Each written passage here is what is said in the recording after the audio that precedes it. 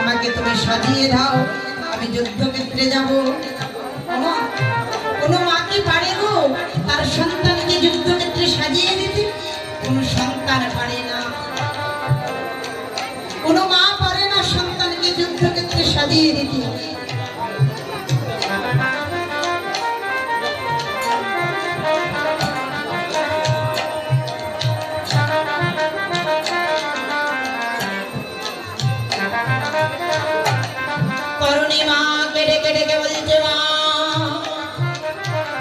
তুমি আমাকে সাজিয়ে দাও, আমি যুদ্ধক্ষেত্রে যাব।